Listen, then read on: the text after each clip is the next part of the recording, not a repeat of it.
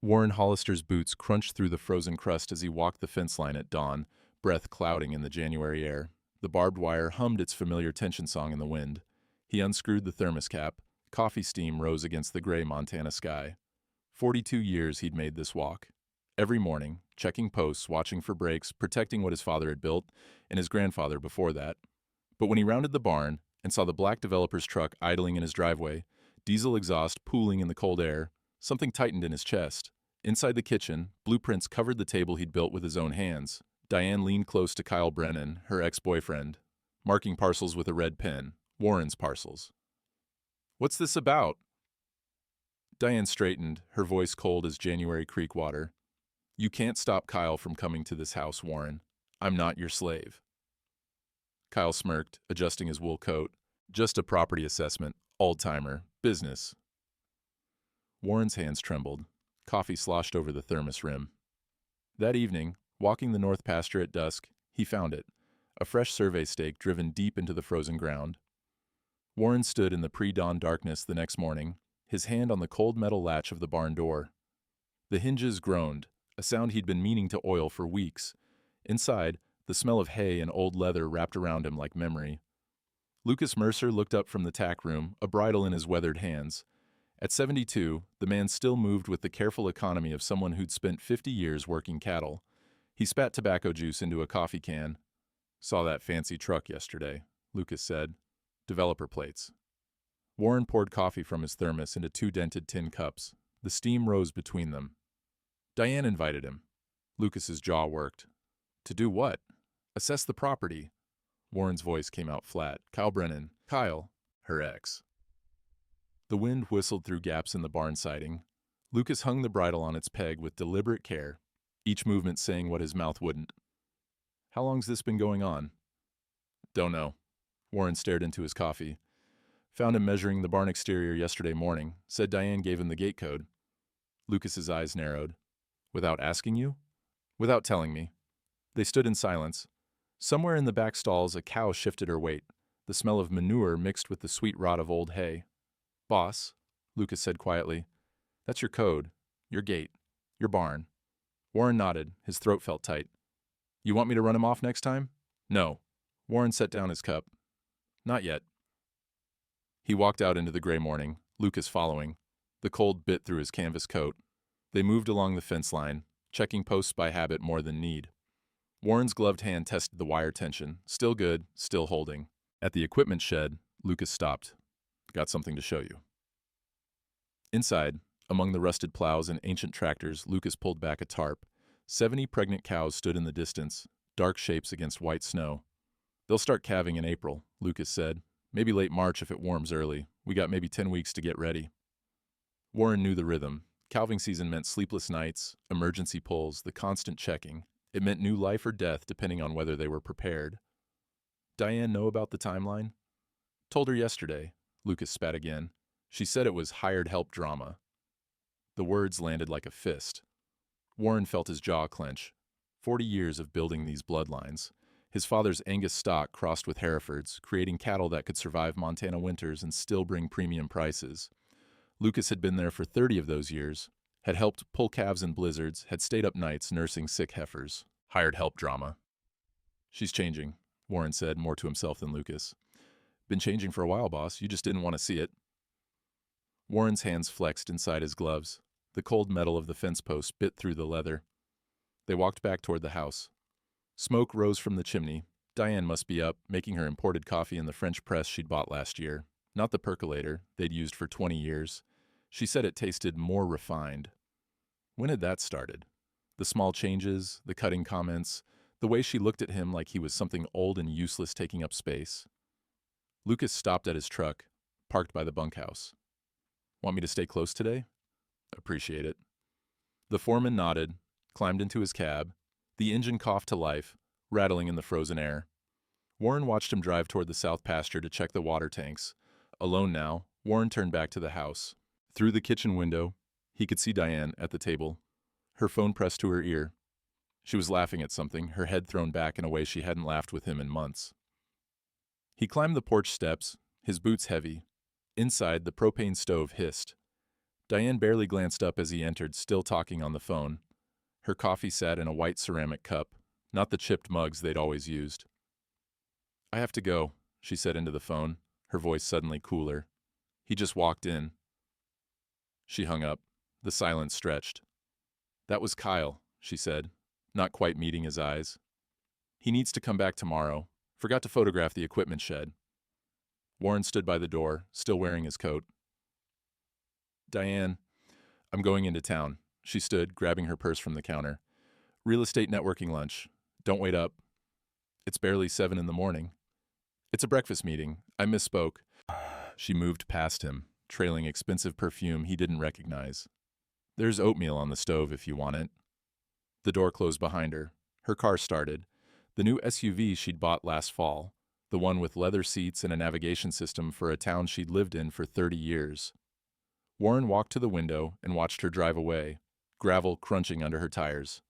On the kitchen table, folded and half hidden under a placemat, he found a business card. Kyle Brennan, Development and Land Acquisition. Handwritten on the back, "Tuesday, 3 p.m., don't forget." Today was Tuesday. Warren stood in the courthouse hallway, the marble floors echoing every footstep. The smell of floor wax and old documents hung in the air. Fluorescent lights hummed overhead, casting everything in a flat, institutional glare. Grace Hollister emerged from the county clerk's office, a manila folder pressed against her chest. At 70, his sister still moved with purpose, her gray hair pulled back in the same tight bun she'd worn for 40 years behind that counter. "Warren." Her voice was low, urgent. "We need to talk. Not here." She led him to a small conference room, closing the door. The window overlooked Main Street, where morning traffic crawled through leftover snowbanks turned gray with road salt. Grace opened the folder. Inside lay a document, officially stamped and notarized. Warren recognized the county seal. His eyes scanned the text, but the words didn't make sense at first. Land Access Easement Agreement, Hollister Ranch, North Pasture and Equipment Facilities. His signature sat at the bottom of the page, except he'd never signed it. "Grace, I didn't—" "I know." She pointed to the date. "Filed 3 weeks ago. I flagged it this morning during routine processing. That's not how you sign your name, Warren. The H is wrong." He stared at the forgery. Someone had practiced his signature, gotten it close enough to pass a casual glance. But Grace had processed his documents for decades. She knew the slight backward slant he'd inherited from their father, the way his pen always skipped on the downstroke. "Who filed this?" Grace's jaw tightened. "Diane. She came in personally. Had it notarized at the bank first." The room felt suddenly smaller. Warren sank into a chair, the cold plastic pressing against his back. Outside, a truck horn blared. "Kyle's been on my property for 3 weeks," Warren said slowly. "Taking measurements, photographs. I thought it was just Diane being—" He stopped. "She planned this." Grace pulled a second sheet from the folder. An email, printed from the county's Freedom of Information Act requests. The sender, Diane Hollister.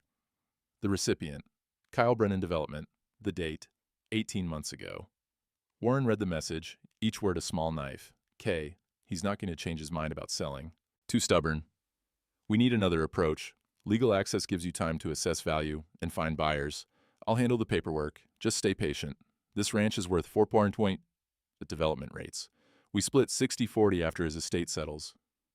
D. 18 months, Warren whispered. Grace sat across from him. "There's more. I pulled all her recent filings. She's been researching joint tenancy loopholes, survivorship clauses. Warren, she's positioning herself to inherit sole ownership." The fluorescent lights buzzed. Someone walked past in the hallway, their keys jingling. "She's my wife." "I know. We've been married 23 years. Grace reached across the table, her hand covering his. Her skin felt papery, warm. "I'm sorry." Warren stood, walked to the window. On the street below, normal people moved through normal days. They bought coffee, scraped ice off windshields, complained about the weather. Their wives weren't plotting to sell their legacies. "Can I challenge the easement?" "Yes, but—" Grace hesitated. "It'll take time. You'll need to prove forgery, and Diane will fight it. The county judges backed up 6 weeks just for preliminary hearings." 6 weeks. At minimum. Then there's the investigation period, authentication of signatures, possible criminal charges if you push it. She paused. "We're looking at 60 days, minimum, before you could get an injunction. Warren turned. Calving starts in 65 days. Grace's face said she understood. If the legal battle dragged into April, if Diane tied up the ranch operations in court proceedings, those 70 pregnant cows would suffer. Calves would be born without proper care. His reputation with buyers, built over 40 years, would shatter. You didn't let cattle die in Montana and expect to stay in business. There's something else, Grace said quietly. She pulled out her phone, tapped the screen. This morning, Diane called the courthouse, asked about filing for emergency power of attorney, said you'd been forgetful lately, that she was worried about your ability to manage complex decisions. The room spun slightly. Warren gripped the windowsill. She's building a case, Grace continued. The forgetfulness claim, the age factor. Warren, you're 67. If she can convince a judge you're not competent, I'm not incompetent. I know that. But she only needs to create doubt. Grace's voice hardened. Brother, she's not just after the land. She's coming after your capacity to fight for it. Warren's phone buzzed in his pocket. A text from Diane. Meeting running late. Don't wait for dinner. Through the window, he watched a young couple help an elderly man across the icy street. The man leaned heavily on their arms, trusting them completely. Grace stood beside him. What do you want to do? Warren's jaw set. The courthouse clock tower chimed noon, the sound rolling across the frozen town. I want to talk to a lawyer, he said. Today. But even as he spoke, he felt the trap closing. 60 days minimum, 65 until calving. The math didn't work. And somewhere out there, on his own land, Kyle Brennan was measuring, photographing, calculating what 400 acres would bring when Warren Hollister was too old or too dead to stop him. Grace touched his shoulder. I'll make some calls. That evening, Warren found Lucas in the barn's tack room, oiling a saddle by lamplight, the smell of leather conditioner mixed with hay dust. Outside, wind rattled the loose siding. Need to show you something, Lucas said without looking up. He set down the saddle and walked to the workbench, pulling back a canvas tarp. Underneath lay a coil of barbed wire, cut into sections. Each piece showed clean diagonal cuts, not the jagged tears of weather damage or animal pressure. Been finding these along the east fence, Lucas said. Started counting 2 weeks ago. 3 wires cut every 5 days. Regular pattern. Warren picked up a section. The metal was cold even through his gloves. He could see the clean slice marks, the deliberate spacing. Coyotes don't use wire cutters, Lucas continued. He spat tobacco into a Maxwell House can. And they sure don't follow schedules. You think someone's doing this on purpose? No, they are. Found boot prints yesterday. Size 11, maybe 12. Tread pattern from construction boots. Lucas pulled out his phone, showed Warren a photo. Took this before the snow covered them. The prints led from the county road, through the cut fence toward the equipment shed, the same shed Kyle had been forgetting to photograph. Warren set down the wire. His hands were shaking again, not from cold this time. He's making it look like I can't maintain the property, Warren said slowly. Building evidence of neglect. Lucas nodded. Lawyer might call it sabotage. I call it cattle theft waiting to happen. Those cows get out onto Highway 89. Somebody dies. The lamp flickered. A moth circled the bulb, casting huge shadows on the wall. I'm moving my gear in here, Lucas said. Into the bunkhouse proper. Sleeping bag, coffee maker, the works. He met Warren's eyes. Not leaving you alone with this, boss. Something loosened in Warren's chest. He tried to speak, couldn't. Already talked to my daughter, Lucas continued. Told her I'd be staying on site for a while. She understands. He picked up the saddle again, working oil into the leather with practiced strokes. 40 years I've worked this ranch. Your daddy hired me when nobody else would. Fresh out of prison, record following me like a shadow. He gave me a chance. Gave me a home. Lucas, so if some city developer thinks he can run wire cutters through fences and steal what we built, he's going to learn different. Lucas's jaw set. I ain't too old to stand watch. Warren gripped the workbench. The wood was rough under his palm, worn smooth in places by decades of use. His father had built this bench, had stood here sharpening tools, mending tack, teaching Warren the difference between honest work and shortcuts. Thank you, Warren managed. Lucas just nodded, kept working the leather. The next afternoon, Warren sat at his kitchen table, across from Jenny Chen. The estate attorney had driven up from Billings, arriving with a briefcase and a no-nonsense expression that reminded him of his sister. She spread documents across the table, the same table where Diane's blueprints had been just days ago. The propane stove hissed in the corner. "The forgery gives us leverage," Jenny said, tapping a pen against her notepad. "But Grace is right. Challenging it through normal channels takes time you don't have." Warren's coffee had gone cold. Outside, clouds gathered, promising more snow. "However," Jenny continued, "there's another option, an irrevocable trust." She pulled out a fresh document, slid it toward him. "If you transfer the ranch into a trust naming your son David as primary beneficiary before any competency hearing, Diane can't contest it. The property leaves your direct ownership, which means her survivorship claims become void." Warren stared at the paper. "David's in Germany, Army medic. We haven't spoken in—" He stopped. 3 years. "I know," Grace told me. Jenny's voice gentled. "But blood matters, in Montana law, and an irrevocable trust can't be undone, even by marriage dissolution." "He doesn't want the ranch." The words tasted bitter. "Told me ranching was a dying industry, said I was wasting my life on something that would be gone in a generation." Jenny set down her pen. "Warren, I'm not here to heal family wounds. I'm here to protect your legacy. Whether David wants it or not, this trust ensures the land stays in Hollister hands. It can't be sold, can't be developed, can't be touched by Diane or Kyle or any developer with a checkbook."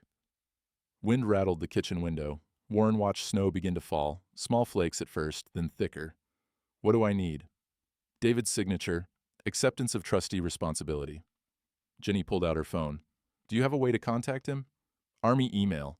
Grace has it. She sends him Christmas cards." "Good. I can draft the papers today, send them electronically. If he signs and returns them within 72 hours, we can file before Diane makes her next move." Jenny leaned forward. "But Warren, you need to understand. Once this trust is active, you're no longer the owner. You're the manager. You can live here, work the land, but you can't sell it, ever, not even if you wanted to." Warren looked around the kitchen, at the stove his grandmother had cooked on, at the window frame his father had installed, at the doorway where his son had stood, 18 years old in an Army uniform, saying he needed to find his own path. "Do it," Warren said. Jenny nodded, began organizing papers. Her phone buzzed. She glanced at it, then looked up sharply. "Grace just texted. Diane filed a petition this morning, emergency competency evaluation. She's got a doctor's statement claiming you showed signs of memory loss during a recent checkup." Warren's blood went cold. "What doctor?" "Dr. Moss. Says here he's a family friend." "He's Kyle's friend," Warren said quietly. "Golf partner." Jenny's expression hardened. She typed rapidly on her phone. "This changes the timeline. If a judge grants the evaluation, your financial accounts get frozen pending psychiatric review. You won't be able to buy hay, pay Lucas, or prepare for calving season." "Exactly." The snow fell heavier now, coating the world in white. Through the window, Warren could see Lucas walking the fence line, collar turned up against the wind, a coil of new wire over his shoulder. "How long do we have?" Jenny checked her phone again. "Hearing is set for Friday. 3 days. We need David's signature before then, or Diane wins by default." Warren stood, walked to the window. Somewhere in Germany, his son was sleeping or waking or saving lives, doing anything but thinking about a Montana ranch he'd left behind. "Call Grace," Warren said. "Get me that email address." Diane scheduled the appointment herself, called it a routine checkup, when Warren asked. Dr. Moss's office sat on the edge of town, a low brick building that smelled of antiseptic and old magazines. Warren sat in the examination room, paper crinkling under him on the table. The fluorescent lights hummed. Through the thin walls, he could hear a child crying in the next room. Dr. Moss entered with a clipboard, his golf shirt visible under his white coat. He was younger than Warren by a decade, soft around the middle, with hands that had never pulled a calf or strung fence wire. "Warren, good to see you." Too friendly, too quick. "Just a few questions. Standard cognitive assessment. Nothing to worry about." Diane said this was a physical. "Well, at your age, we like to be thorough." Dr. Moss clicked his pen. "Now, can you tell me what year it is?" Warren's jaw tightened. 2024. "And the president? You serious?" "Just procedure," Dr. Moss smiled, wrote something. "Can you count backward from 100 by sevens?" "Why?" "Memory test. Perfectly normal for someone your age." Someone your age. The words hung in the air like accusation. Warren counted 93, 86, 79. His mind worked fine, sharp as ever. But Dr. Moss kept writing, his pen scratching across the paper with a sound that set Warren's teeth on edge. Now, Warren, has Diane mentioned any concerns about your memory? Forgetting appointments, maybe? Repeating yourself? No. She called me last week, said you'd been having trouble with daily tasks. Warren stood. The paper tore under him. I'm leaving.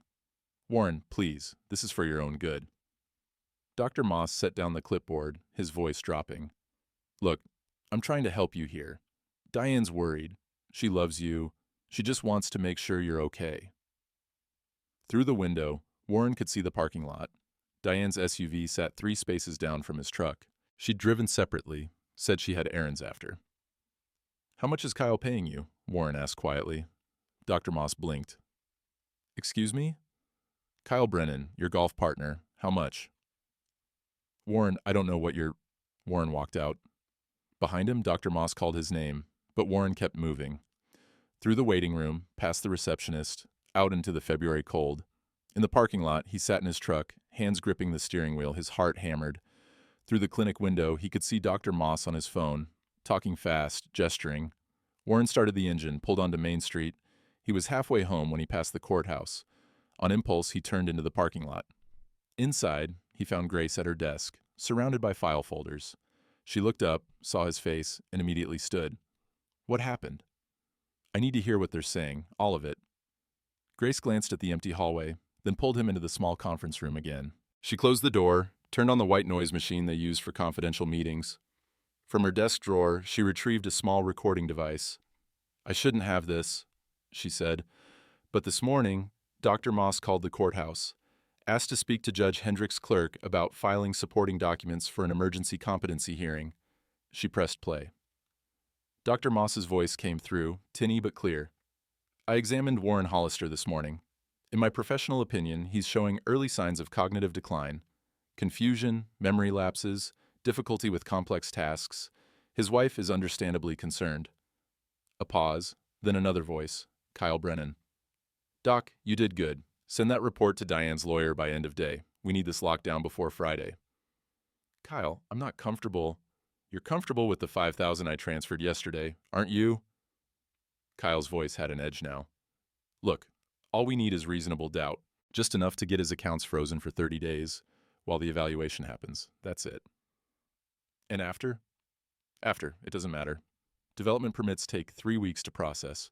By the time Warren's cleared, if he's cleared, the land sale will already be in motion. Silence on the recording. Then Dr. Moss, quieter. I want the rest of the money up front. You'll get it. The recording ended. Grace stopped the device, her hand shaking slightly. Warren sat down hard. The room tilted. I recorded it this morning from my desk, Grace said. He didn't know I transferred his call through the monitoring line. She hesitated. It's probably not admissible in court, but we have it. They're going to take everything, Warren said. His voice sounded far away. No, they're not. Grace pulled out her phone. Because I called Jenny an hour ago, and she called someone else. The courthouse hearing room filled slowly that Friday. Warren sat at the defendant's table. Defendant, though he'd committed no crime except being 67 and in someone's way. Diane sat across the aisle with her lawyer, a sharp woman in a gray suit. Kyle wasn't present, too smart to show his face officially, but Warren could feel his influence like smoke in the air. Judge Hendricks entered, an old rancher's son who'd worked his way through law school mucking stalls. He settled behind the bench with a grunt, adjusted his reading glasses. This is a petition for emergency competency evaluation, he said, scanning documents. Mrs. Hollister claims her husband, Warren Hollister, is experiencing cognitive decline, affecting his ability to manage financial and property decisions. He looked up. That's a serious claim. Diane's lawyer stood. Your Honor, we have a statement from Dr. Moss documenting memory issues, confusion, and impaired judgment. Mrs. Hollister is simply trying to protect her husband and their assets. Assets, Warren muttered. Lucas, sitting behind him, put a hand on his shoulder. Jenny Chen rose. Your Honor, we contest these claims entirely. Mr. Hollister is cognitively sound. This petition is part of a coordinated scheme to gain control of his property for development purposes. That's a serious accusation, Ms. Chen. I have evidence. She approached the bench with a folder. Judge Hendricks opened it, his expression darkening as he read. Warren couldn't see what was inside, but he knew Grace's recording, the forged easement, the email trail going back 18 months. Your Honor, Diane's lawyer interjected. Whatever Ms. Chen is presenting has no bearing on Mr. Hollister's current mental state. Dr. Moss's evaluation stands. Does it? Judge Hendricks looked at Diane directly. Mrs. Hollister, did you promise Dr. Moss financial compensation for his report? Diane's face went pale. Your Honor, because this folder contains a recording of Kyle Brennan discussing a $5,000 payment to Dr. Moss for exactly that purpose. The courtroom went silent. Warren could hear the clock ticking on the wall, the scratch of the court reporter's keys. Diane's lawyer leaned over, whispered urgently. Diane shook her head, whispered back. Judge Hendricks set down the folder. I'm denying this petition. Furthermore, I'm ordering an investigation into Dr. Moss's conduct and Mr. Brennan's business practices. He looked at Warren. Mr. Hollister, you're free to go. Your accounts will not be frozen. But he wasn't done. However, the judge's voice hardened. Mrs. Hollister, I'm granting a temporary restraining order preventing you from filing any further documents related to your husband's property or finances pending a full review. You're also barred from allowing Kyle Brennan access to Hollister Ranch property. Diane stood. Your Honor, that's my home, which you share with your husband, who owns it, unless you'd like me to examine those joint tenancy claims Ms. Chen mentioned. Diane sat down. Warren's hands were shaking, not from fear this time, from the sudden absence of pressure, like a boot lifted from his chest. Outside, on the courthouse steps, snow had begun to melt. Small rivers of water ran down the gutters. February was giving way to March. Jenny touched his arm. You're not out of this yet. Diane will regroup. But we bought you time. How much? Enough, maybe.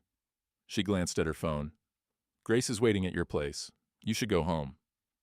Lucas drove them back to the ranch in his old pickup, neither man speaking. The radio played low, farm reports, cattle futures, weather predictions, normal things, the world continuing. When they pulled into the driveway, Warren saw Grace's car parked by the house. She stood on the porch, and she wasn't alone. A man in army fatigues stood beside her, duffel bag at his feet. David. Warren's son turned, and across 30 yards of muddy snow, their eyes met. Lucas cut the engine. The silence felt huge. Go on, boss, Lucas said quietly. Warren climbed out, his boots hitting the ground with a sound like thunder in his ears. He walked toward the porch, each step heavy, each breath visible in the cold. David came down the steps. He was taller than Warren remembered, broader through the shoulders. A man now, not the angry boy who'd left. They stood 3 feet apart. Dad, David said. Son. Grace called me. Told me what was happening. David's voice was rough. Told me about Diane, about the developer, about... He stopped. About everything. Warren nodded. His throat was too tight to speak. I signed the trust papers, David continued. Jenny sent them overnight. I signed them and sent them back. He paused. I was wrong, Dad.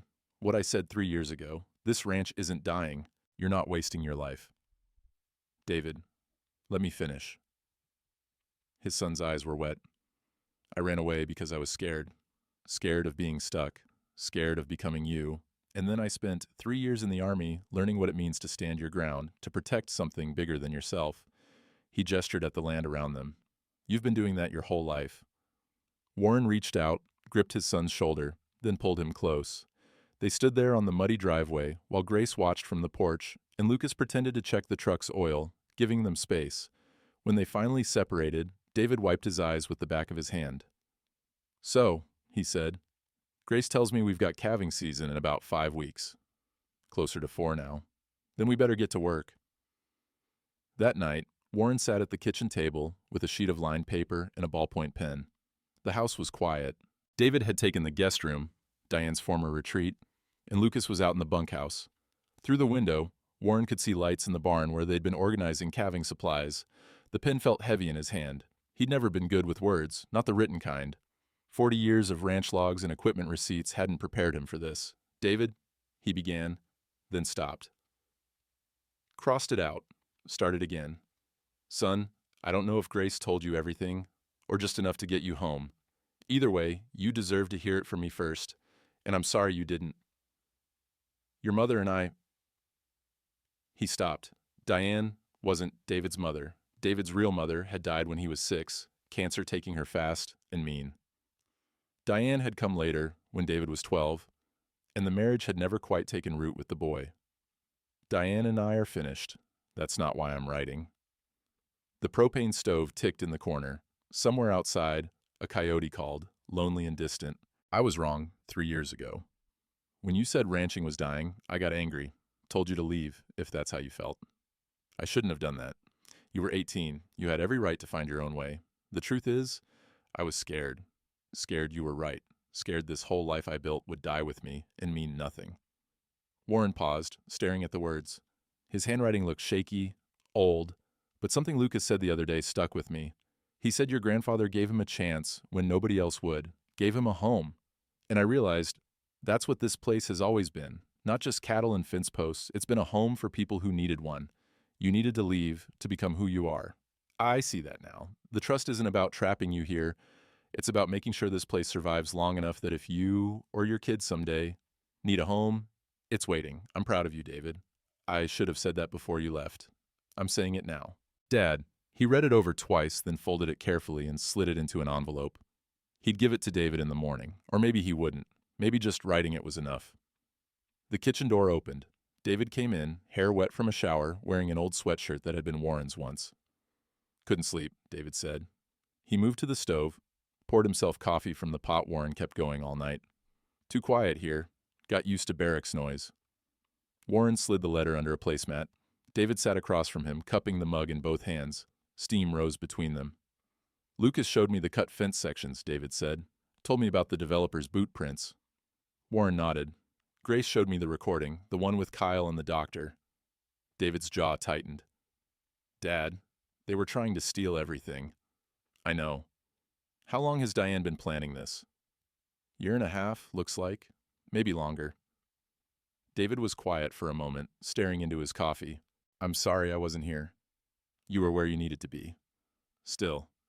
David looked up. I should have called more. Should have visited. Should have... Stop. Warren's voice was gentle.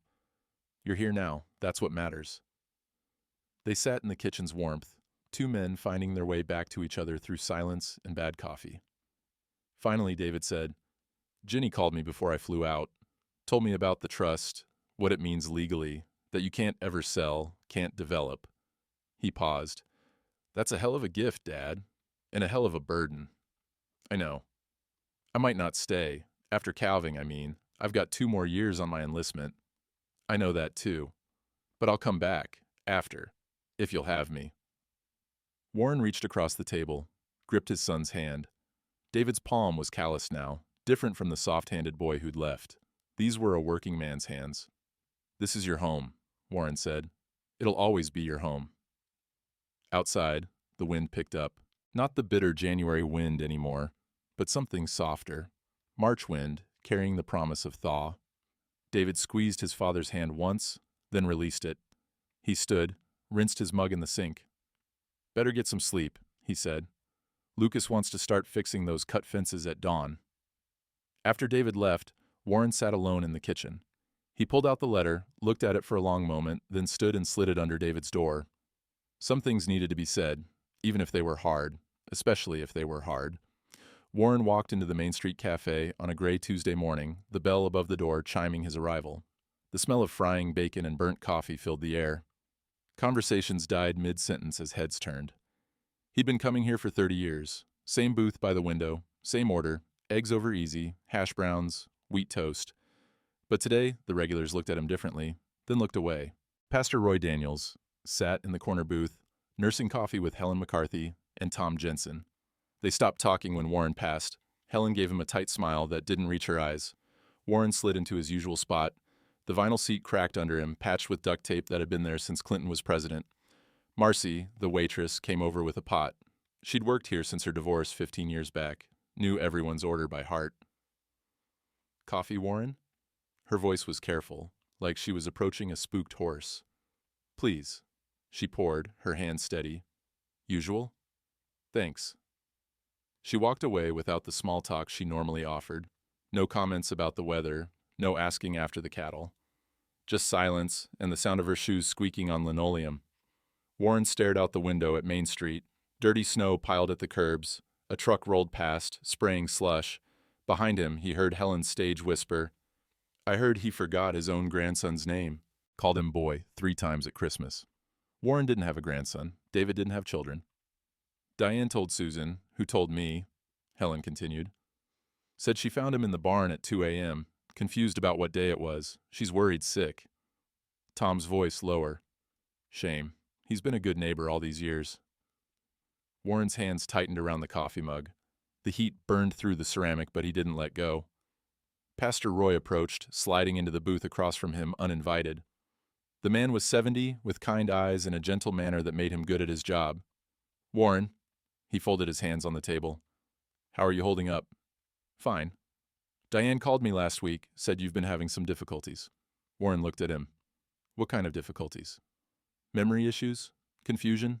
She's concerned about you. Pastor Roy leaned forward slightly. Warren, there's no shame in getting older. We all face it. But if you're struggling, there are people who can help. I'm not struggling. Diane says, Diane's trying to steal my ranch. Warren's voice stayed level, quiet. With her ex-boyfriend. They forged my signature on a land access document, tried to get me declared incompetent so they could sell the property out from under me. Pastor Roy's expression didn't change, but something flickered in his eyes. Doubt, maybe, or concern.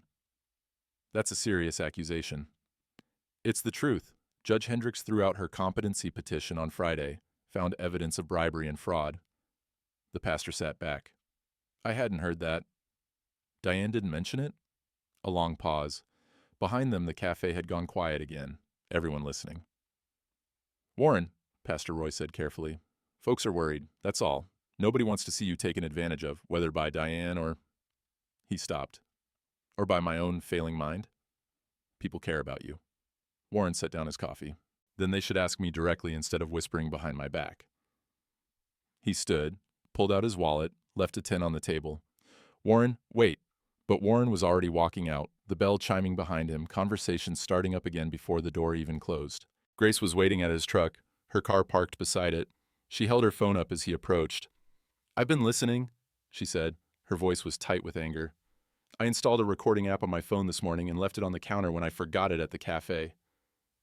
Warren stopped. Grace, Diane's been calling everyone. The church group, the auxiliary, the livestock association, planting seeds everywhere she can. Grace pressed play. Diane's voice came through, warm and concerned. I just don't know what to do anymore. He gets so confused sometimes. Yesterday he couldn't remember where he'd parked the truck. I'm scared he's going to hurt himself. Another voice. Susan Peters. Have you thought about memory care? I have, but he's so stubborn. Won't admit there's a problem. Grace stopped the recording. There's 6 more like that from the past week. She's destroying your reputation one conversation at a time. Warren leaned against his truck. The metal was cold through his coat. Across the street, he could see people in the cafe, watching through the window. Everyone believes her, he said. Not everyone. Grace pocketed her phone. I called Jenny. She's working on something. And there's someone else who needs to hear these recordings. Who? Grace's smile was sharp. Dr. Moss's medical board.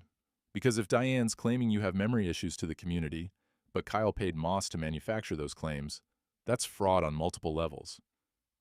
Warren looked at his sister. She'd spent 40 years behind a county clerk's desk, processing paperwork and filing documents. Most people underestimated her. That was their mistake. You're dangerous, he said. I'm thorough. There's a difference. She opened her car door. Go home, Warren. Jenny's meeting us there in an hour. She has news about David's trust papers. What news? Grace's smile widened. The good kind. For once, Warren sat in the barn at midnight, a lantern casting long shadows across the tack room. Outside, March rain drummed on the tin roof, steady and cold. The smell of damp hay and old leather wrapped around him. Lucas had gone to bed hours ago.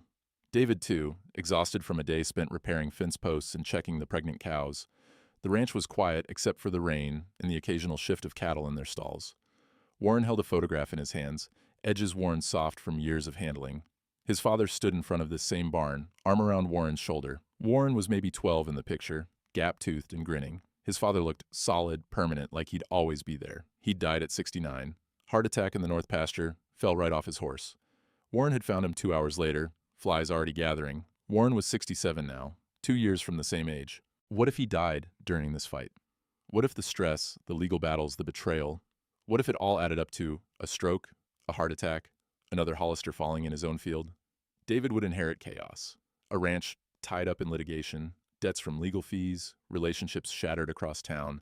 The boy had just come home, had just forgiven him, and Warren was pulling him into a war. Maybe I should just let it go, Warren said to the empty barn. The words felt like blasphemy. 4 generations of Hollisters had worked this land. His great-grandfather had homesteaded it in 1889, broke sod with a hand plow and a prayer. His grandfather had survived the Dust Bowl when half their neighbors went bankrupt. His father had modernized, brought in better cattle genetics, built the operation into something sustainable. And now Warren was supposed to hand it to Kyle Brennan because his wife had decided land was worth more than loyalty. But if he kept fighting and his heart gave out, the barn door creaked open. David stood silhouetted against the rain, wearing a canvas coat too big for him, Warren's old work coat. "Can't sleep?" David asked. Thinking. David crossed to the tack room, pulled up an overturned bucket, sat down. Water dripped from his hair. He smelled like rain in the outdoors. "Lucas told me what happened at the cafe," David said. "People talking." Warren set down the photograph. "Small town. People talk. He said Pastor Roy acted like you were senile, like Diane's story was gospel truth. Some folks believe what they want to believe."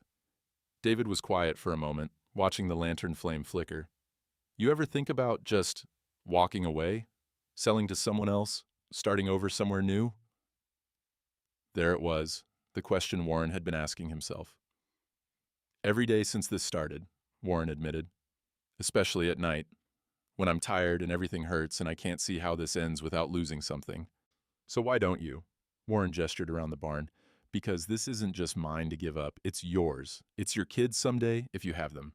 It's every calf Lucas and I pulled in a blizzard, every fence post your grandfather set, every morning my father walked this land." He stopped, his throat tight. "If I quit now, I erase all of that." "But what if fighting kills you?" David's voice was raw. "Dad, I just got you back. I can't—" He stopped, composed himself. "I don't want this ranch if it costs me you." The rain intensified, hammering the roof like drums. Thunder rumbled in the distance. Warren looked at his son, really looked at him. The man had become a combat medic, had learned to save lives under fire, had developed the kind of calm strength that only came from facing death and choosing life anyway. "I'm scared," Warren said. The admission felt like stepping off a cliff. "I'm 67 years old, my wife betrayed me, half the town thinks I'm losing my mind, and I'm about to fight a legal battle that might drag on for months. I'm terrified I'll die before it's done and leave you with a mess." David leaned forward, elbows on his knees. "You want to know what they taught me in the Army? About fear?" Warren nodded. "They said fear is just information. It tells you something matters. It tells you there's risk, but it doesn't tell you what to do." David met his father's eyes. "What does your gut tell you to do?"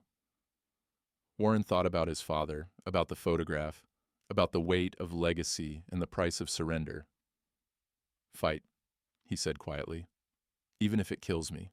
Fight. Then fight." David stood, held out his hand. "But not alone. Lucas and I are here. Grace and Jenny are here. You're not doing this by yourself." Warren gripped his son's hand, let himself be pulled to his feet. His knees ached. His back was stiff. He felt every one of his 67 years.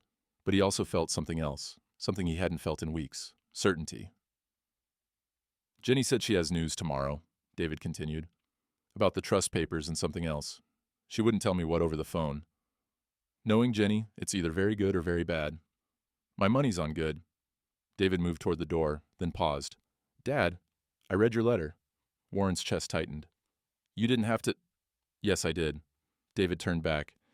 "And you're wrong about one thing. This place won't survive for me or my kids. It'll survive because of you, because you had the guts to fight for it when it mattered." He smiled slightly. "That's the inheritance I care about, not the land, the example." He walked out into the rain, leaving Warren alone with the lantern and the photograph, and a feeling like light breaking through clouds. Warren picked up the picture of his father one more time, looked into those steady eyes. "I'm going to finish what you started," he said to the image, "one way or another." He blew out the lantern, locked the barn, and walked through the rain toward the house. Lightning flashed across the sky, illuminating the land in brief, brilliant snapshots. The fence lines, the cattle, The mountains beyond. His land, his legacy, his fight. In the kitchen, he found a note from Grace on the table. Jenny says bring David and Lucas tomorrow. 10 a.m. Big news. G. Warren set down the note and looked out the window. The rain was washing away the last of winter's snow, revealing mud and the promise of grass underneath. Spring was coming, calving season with it, and Warren Hollister intended to be standing when it arrived. He climbed the stairs to bed, each step a small act of defiance. His body ached, his heart hurt, but his resolve was iron. Some fights you walked into knowing you might not walk back out. This was one of them, and Warren was done running. Jenny Chen's briefcase sat open on Warren's kitchen table, documents spread across the wood like evidence at a trial. Grace stood by the window, arms crossed. Lucas leaned against the counter, coffee mug in hand. David sat beside his father, both of them waiting. The trust is finalized, Jenny began. David's signature was authenticated, filed with the county yesterday. The ranch is now held in irrevocable trust with David as primary beneficiary. Diane can't touch it. Warren exhaled. He hadn't realized he'd been holding his breath. But that's not why I called this meeting. Jenny pulled out a folder. Grace's recordings of Dr. Moss admitting to accepting payment from Kyle. I forwarded those to the Montana Medical Board. They opened an investigation yesterday. Moss's license is suspended pending review. Good, Lucas muttered. Better than good, Grace added. Because when the board contacted Moss, he panicked, hired a lawyer who immediately threw Kyle under the bus, provided bank records, emails, the works. Jenny nodded. Which brings us to Kyle Brennan's bigger problem. She pulled out another document. Grace, you want to explain? Grace moved to the table. Remember how Kyle needed that land access easement for his property assessment? Well, I got curious about what he was really assessing. So I filed a request with the State Environmental Office for any permits or surveys filed for Hollister Ranch property. She laid down a map marked with county stamps and colored zones. Kyle filed for a commercial development permit 3 months ago, planned a subdivision, 35 homes, community center, the works. He needed environmental clearance before the county would approve. Warren stared at the map, his north pasture carved into neat squares, his equipment shed demolished, his fence lines erased. I called in a favor, Grace continued. Had a state environmental surveyor come out last week. Told him I was concerned about wetlands protection. Her smile was sharp. Turns out there's a protected wetland on your east parcel, spring-fed, home to 2 endangered species. Under Montana law, you can't develop within 500 feet of it. Which covers most of the proposed subdivision, Jenny finished. Kyle's development permit was denied yesterday. Without that permit, his investors pulled out. The whole deal collapsed. Warren looked up. It's over? Not quite. Jenny's expression hardened. Kyle's scrambling. He's drowning financially. Invested his own money expecting a big return. Now he's got nothing but debt and fraud charges. What's he going to do? David asked. According to my sources? Jenny glanced at Grace. He's desperate. Desperate men make mistakes. As if summoned by the conversation, gravel crunched in the driveway. They all turned to the window. Kyle Brennan's truck pulled up to the house, engine rattling. He climbed out, moving fast, angry. Behind him, Diane emerged from the passenger side. Stay inside, Warren said, but David was already moving toward the door. No. His son's voice was steady. We do this together. They walked out onto the porch. Warren, David, Lucas. Grace and Jenny stayed in the doorway, phones ready.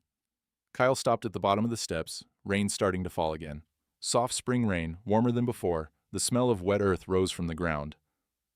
You cost me everything, Kyle shouted, pointing at Warren. $4 million. Gone. Because of your sister's meddling and your... He gestured at the land. Your goddamn useless wetland. It's not useless, David said quietly. It's protected, for good reason. Kyle's eyes fixed on David, recognition flickering. The son, the one who ran away because he couldn't stand living in this nowhere place. I came back. Yeah? Well, you came back to nothing. Kyle pulled papers from his jacket, threw them on the porch steps. Rain began to spot the pages. That's a lawsuit. I'm suing Warren for breach of contract, emotional distress, and defamation. I'll tie this ranch up in court for the next 5 years.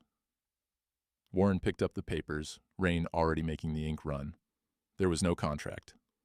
The easement was forged. Judge Hendricks ruled on that. Warren's voice stayed level. You bribed a doctor, trespassed on my property, sabotaged my fences, and tried to steal my land. You want to go to court? Let's go. Kyle's face flushed. You're a senile old man living in the past. This ranch is worthless, and you're too stupid out to see it. Lucas moved down one step. His hand went to his belt, where he kept a knife for cutting baling wire. Might want to watch your mouth, son. What are you going to do, old man? Kyle laughed, but there was an edge of hysteria in it. You going to fight me? You can barely walk upstairs. Kyle, Diane's voice cut through. She stood by the truck, arms wrapped around herself. Let's go. This isn't helping. Shut up. Kyle wheeled on her. This is your fault, too. You said he'd be easy to manipulate. You said he'd never fight back. I said we should leave. Diane's voice was cold now. This is done. It's over. It's not over until I say it's over. Kyle turned back to Warren, his chest heaving. You think you won? You didn't win anything. You just delayed the inevitable. This ranch will fail. You'll die. Your son will sell it anyway because he doesn't give a damn about cattle and dirt. David stepped forward, putting himself between Kyle and his father. You're right about one thing. I don't care about cattle and dirt. He paused. I care about legacy, about family, about standing your ground when someone tries to steal what's yours. He moved closer to Kyle, his voice dropping. My father taught me that, and I'm teaching it to my kids someday. On this land, in that barn, at that fence line you tried to destroy. Kyle's hands clenched into fists. Kyle! Sheriff Morrison's voice came from the driveway. His patrol car had pulled up silently, lights off.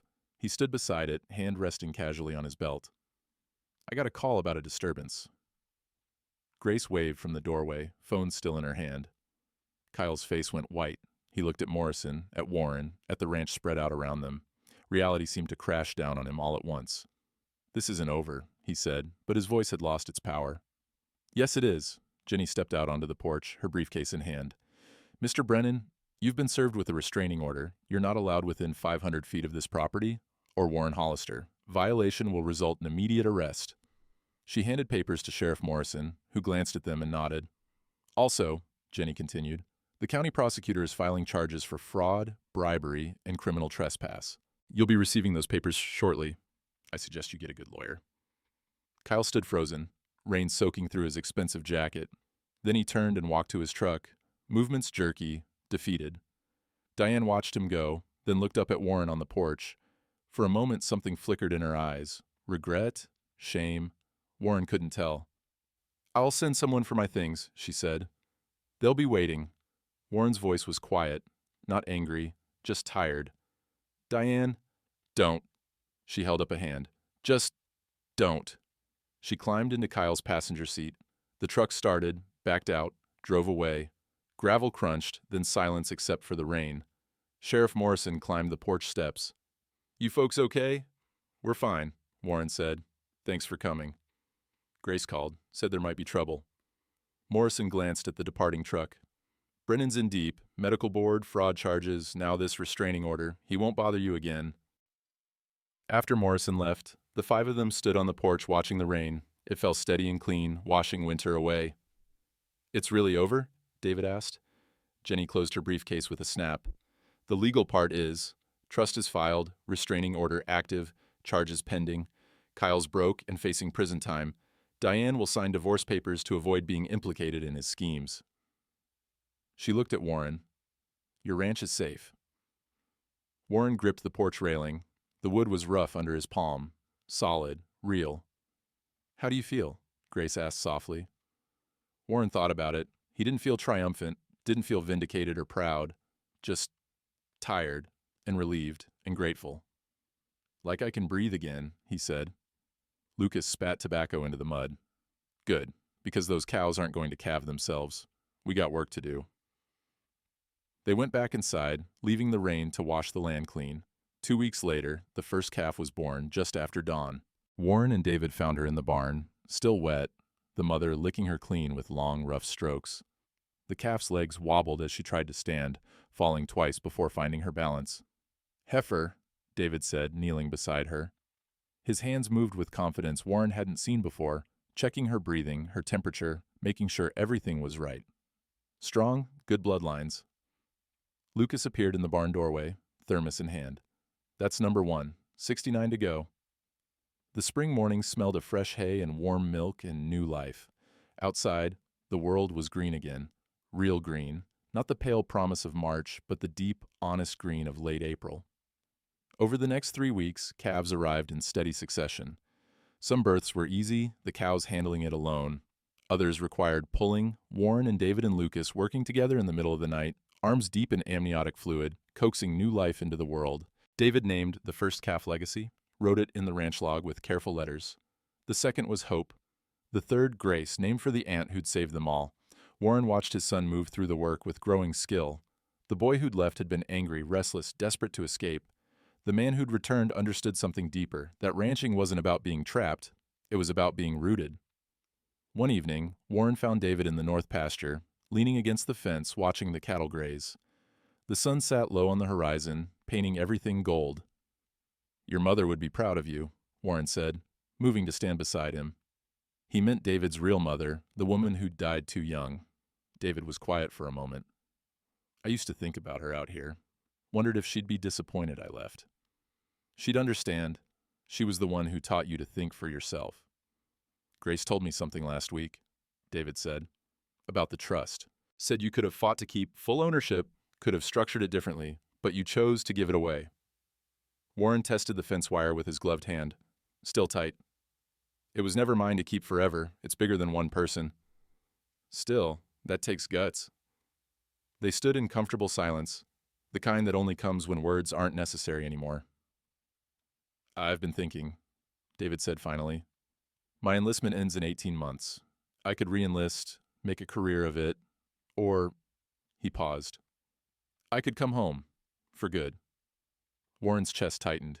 He'd hoped for this, dreamed of it, but hadn't dared ask. "Only if you want to," Warren said carefully. "Not because you feel obligated." "I want to." David turned to face him. "I spent 3 years learning how to save lives in crisis, but I think I'm ready to learn how to build a life in peace." He gestured at the land. "Here, with you, if you'll have me." Warren gripped his son's shoulder, unable to speak past the lump in his throat. He just nodded. That night, they sat on the porch, Warren, David, Lucas, and Grace. Jenny had driven up from Billings with a bottle of whiskey to celebrate the trust finalization. They passed it around, taking small sips, watching stars emerge in the darkening sky. "Diane signed the divorce papers," Jenny said. "Uncontested. She took the settlement money and moved to Seattle. Kyle's trial starts in August." "Good riddance to both," Lucas muttered. Grace raised the bottle. "To standing your ground." They drank to that. Later, after everyone had gone, Lucas to the bunkhouse, Grace back to town, Jenny to her hotel, Warren and David remained on the porch. "Dad," David's voice was quiet. "Thank you for fighting, for not giving up." Warren thought about all the nights he'd almost quit, all the moments of doubt, all the fear that had nearly drowned him. "Thank you for coming home," Warren said, "for reminding me what I was fighting for." In the barn, a calf bawled for its mother. The sound carried across the still air, full of need and life and possibility. David stood, stretched. "I'll check on them. You get some sleep." Warren watched his son walk toward the barn, silhouetted against the light spilling from the open door. 4 generations of Hollisters had walked that same path. Now a 5th would carry it forward. The fence line stretched into darkness, wire humming its quiet song. The land breathed around him, alive and whole. Warren stood, his joints stiff, his body tired, but his heart lighter than it had been in months. He walked inside, closed the door, and for the first time since January, slept through the night without waking. Warren stood at the fence line at dawn, thermos in hand, watching the sun break over the mountains. May had settled into the valley like a blessing. Warm soil, soft light, the smell of sage and new grass. Behind him, the barn door creaked open. David emerged, coffee mug steaming, moving with the easy rhythm of someone who belonged here. They walked the fence together, boots crushing wildflowers, checking wire tension out of habit more than need. A meadowlark sang from a fence post. In the distance, calves nursed while their mothers grazed. "Lucas says we should start branding next week," David said. "Sounds right." They reached the north pasture where it had all started, where Warren had found that first survey stake driven into frozen ground. The stake was gone now, pulled up and tossed in a burn pile, but the memory remained, sharp and clear. You ever think about what would have happened if you'd given up? David asked. Warren considered it. A different life. Smaller. Easier. A life without this land. Without the fight. Without his son standing beside him watching cattle graze. Every day, Warren said. But I didn't. That's what matters. David nodded, sipped his coffee. Grace called this morning, said the county's dedicating that wetland as protected habitat. They're naming it Hollister Springs. Warren smiled faintly. His land would outlive him now, protected not just by trust documents but by law itself. They turned back toward the house, their shadows long in the morning light. The barn stood solid, the fence held, the cattle thrived. A man's worth, Warren thought, wasn't measured in how loud he fought or how much he won. It was measured in what he protected when the world told him to quit. He'd protected this. And it was enough. David handed him the thermos cap. Warren screwed it tight, the familiar motion completing the ritual his father had taught him, and his father before that. Behind them, the land stretched green and whole, breathing with the promise of another season, another generation, another dawn. Warren took one last look, then walked home.